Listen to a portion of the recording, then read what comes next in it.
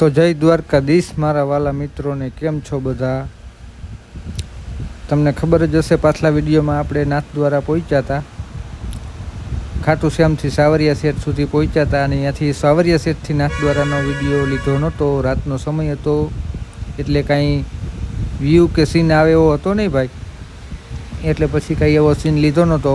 અત્યારે નાથદ્વારા રાત્રિના રોકાઈ ગયા હતા. અત્યારે હોટલમાંથી સામને મહાદેવના દર્શન તમને કરાવી દીધા.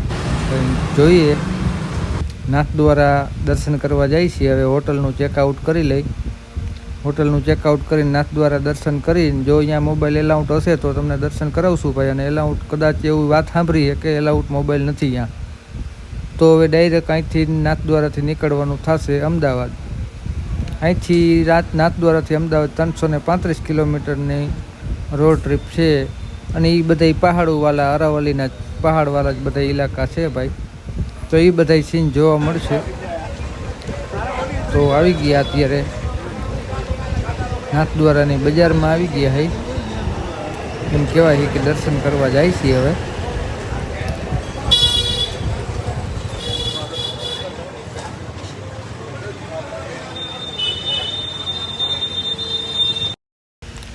હાલો તો ભાઈ, જય શ્રી નાથજી. આપણે નીકળી ગયા દર્શન કરી. મોબાઈલ કાંઈ એલાઉટ હતા નહીં ભાઈ અહીંયા, એટલે મોબાઈલ અગાઉ જમા કરાવી દીધા હતા અને દર્શને વ્યવસ્થિત કરી લીધા. હાલો તો ભાઈ, હવે જોઈએ ક્યારે પહોંચી અમદાવાદ. ઉદયપુર થઈને સીધા નીકળી ગયા આવું, ક્યારે પહોંચી જોઈએ હવે. અને વરસાદ જેવું તો કાંઈ છે નહીં, બહુ વાંધો આવ્યો નથી ભાઈ. જોઈએ હવે ક્યારેક પહોંચી. વાતાવરણ સારું છે એટલે વાંધો આવે એવું નથી ભાઈ. આ વ્લોગમાં ખાસ તો ભાઈ રોડ રસ્તા અને પહાડી ઇલાકા જોવા મળશે, કારણ કે નાથદ્વારા દર્શન તો કરી લીધા, ત્યાંથી નીકળી ગયા છીએ. હવે અમદાવાદ પહોંચી ત્યાં લગીનું આ ડિસ્ટન્સ છે, એટલે ખાસ તો ભાઈ આમાં પહાડવાળા ઇલાકા છે અને રોડ રસ્તા છે. તો જોઈએ હવે ક્યારે પહોંચી ભાઈ.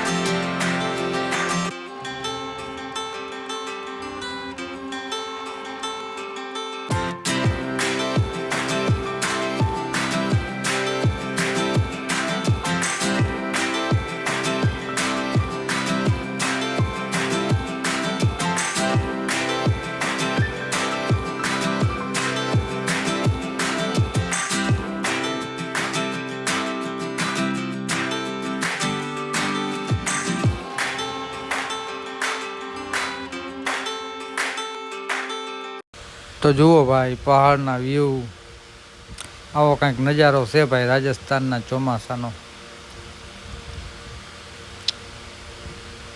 ઉદયપુર હજી છેટું છે.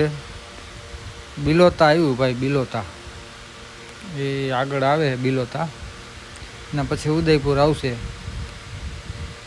બાકી પહાડવાળો વ્યૂ ભાઈ. ગાડી ચલાવવામાં એક હાઈવે ઉપર થોડુંક ધ્યાન રાખવું પડે. હા, હાઈવે ઉપર ભાઈ, કારણ કે માલ ઢોર વચમાં આડા વધારે આવતા હતા. કારણ કે રોડની વચારે જે ફૂટપાથ હોય એમાં લીલા ખડના હિસાબે ભાઈ ઢોર અહીંયા વધારે આવતું હોય. રોડ ટપીને નામથી વચારેથી ક્યારે નીકળે કાંઈ ખબર ન પડે, આવી જાય ત્યારે ખબર પડે કે આવી ગયું. એટલે એવી ધ્યાન રાખવી પડે ભાઈ. તો ભાઈ જોઈએ હવે ક્યારે પહોંચી. એમને મહિલા જાય, હજી તો રોડ સારો છે, વાંધો નથી. હવે જોઈએ ક્યારે પહોંચી જાય. 4 વાગ્યાની ગણતરી છે, 3-4 વાગે પહોંચી જાય એવી. તો આપણે ભાઈ અને પહાડો કહી શકીએ અને ડુંગરે કહી શકીએ. આપણી દેશી ભાષામાં બોલી તો એમ કહે કે ભાઈ ઓહો ડુંગરા તો બહુ મોટા મોટા છે. અને બાકી તો પહાડો કહી શકીએ ભાઈ પહાડો બહુ છે. બાકી મોટા પહાડો જોવો હોય તો હિમાચલ પ્રદેશ, ઉત્તરાખંડ એ પહાડી ઇલાકા ભાઈ વધારે. પણ આને એમ તો પહાડ જ આપણે કહી શકીએ, કારણ કે આ એમ જાજી જગ્યામાં છે ભાઈ અને મોટા છે. એમ એવું નથી કે ભાઈ એક ડુંગર હોય તો એને આપણે એમ કહીએ ભાઈ ડુંગર છે. તો આ તો જાજુ બધું ઇલાકા છે, એટલે આને આપણે એમ કહીએ ભાઈ પહાડોવાળો એરિયો છે. એમ તો ન કહેવાય કે નકરા ડુંગરા છે. તો કરો ભાઈ નજારાનો એન્જોય, વ્યૂ સારા છે. અને રાજકોટથી ખાટુ શ્યામનો જે વિડીયો મૂકેલો છે 1000 કિલોમીટરની રોડ ટ્રીપનો, ભાઈ એમાં તો રાત્રે હતું એટલે કાંઈ સીન દેખાણા નહોતા. રાજકોટથી નીકળ્યા અને ખાટુ શ્યામના દર્શન લગીનો વિડીયો છે ભાઈ. અને બીજો વિડીયો સાવરિયા શેઠનો છે, એમાં સાવરિયા શેઠના મંદિરના એમાં અંદર મોબાઈલમાં ફોટા પાડવાની મને હતી ભાઈ. એટલે આપણે એવું શું કામ કોઈ એવું કાર્ય કરવું જોઈએ, એટલે અહીંયા બહારથી જ સીન લીધેલો હતો. અને ખાટુ શ્યામ તો અંદરનો સીન જ હતો ભાઈ. એટલે આવું કંઈક હતું ભાઈ.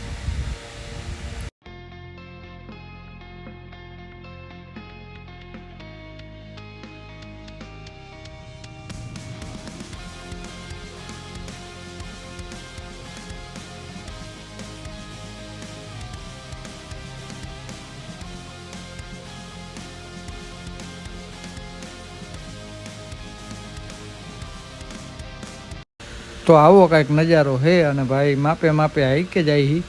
હવે જમવાનો ટાઈમ થતો જાય એટલે જોઈએ હવે ક્યાંક સારી હોટલ એવું હોય તો ટેકાવી દે એવું ક્યાંક. બાકી તો વરસાદે આરામ લીધો હોય એટલે બહુ વાંધો નથી આવતો. હવે જોઈએ ક્યારે પહોંચી. વાહનો ભાઈ અમુક બહુ ફૂલ હાકે હો. જો માવડિયું બેઠી રોડ ઉપર ભાઈ, ખાસ ધ્યાન રાખવું પડે. જો એક ખૂટ સાહેબ આમ હમણાં દેખાય છે, જોવે કે માપે આગજો ભાઈ, મજા નહીં આવે. રાત્રે બહુ તકલીફ વાળું ભાઈ. તો હવે ઉદયપુર પહોંચવા આવ્યા ભાઈ. જાજુ કાંઈ છેટું છે નહીં, થોડીક વારમાં હવે ઉદયપુર પહોંચી જાય.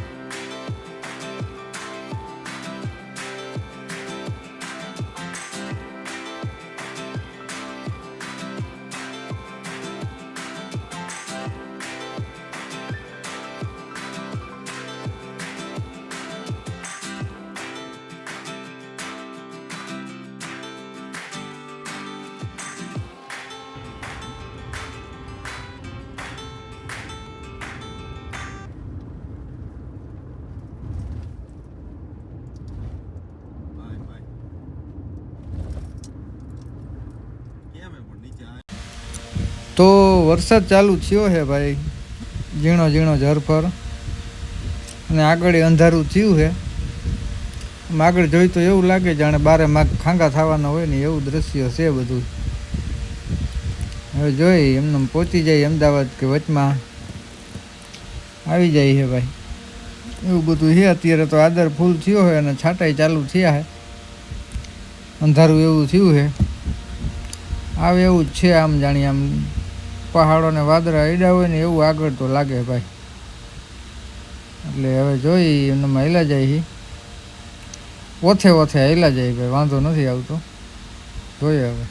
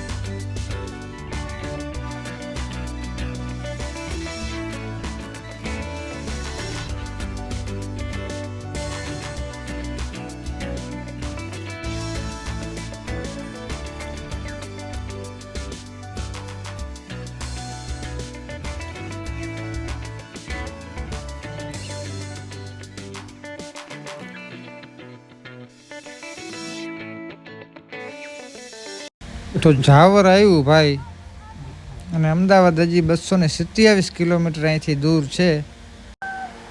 તો ભાઈ વરસાદ તો બહુ આવ્યો નહીં, થોડાક એવા છાંટા હતા અને રહી ગયો, એટલે વાંધો નહોતો આવ્યો. બાકી આમ આદર તો બહુ થયો હતો, એવું હતું કે જાણે આવશે તો વધારે આવશે, પણ એવું કાંઈ આવ્યું નહીં ભાઈ. તો ભાઈ નજારાની એન્જોય કરો.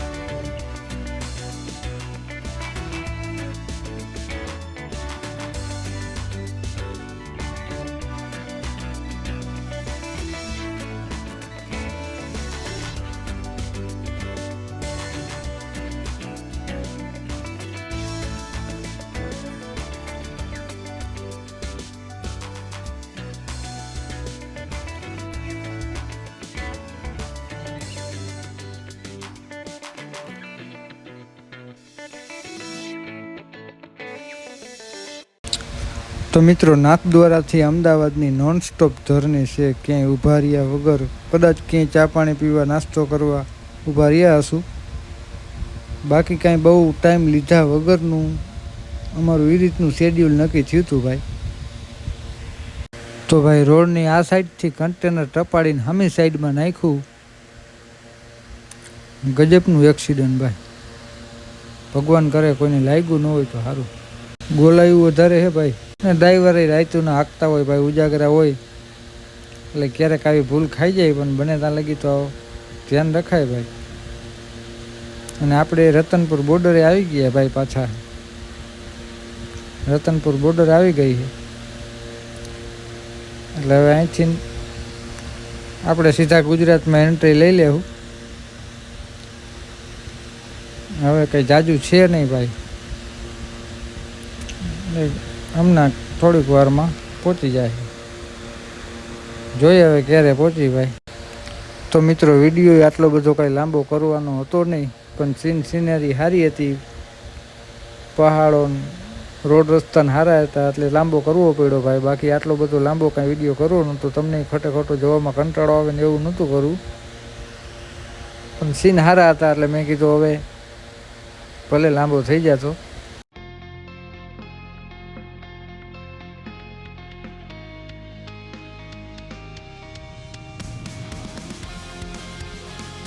જય દ્વારકાધીશભાઈ બધાને. આજનો વિડીયો હવે અહીંયા પૂરો કરી, બહુ વધી ગયો છે એટલે હવે આજનો વિડીયો અહીંયા પૂરો કરી નાખી. પાછા મળશું બીજા નવા વિડીયોમાં. તમને મજા આવે એવું કાંઈક લઈને આવશું ભાઈ. હવે સીધું ગાંધીનગર અને ગાંધીનગરથી અમદાવાદ. તો ભાઈ ગાંધીનગર નજીક આવી ગયું છે. હવે બસ થોડીક વારમાં પહોંચી જશે અમદાવાદ. ગાંધીનગરને અમદાવાદને કાંઈ બહુ જાજો ફેર છે નહીં ભાઈ. તો મળી પાછા ત્યાં સુધી ભાઈ બધાને જય દ્વારકાધીશ.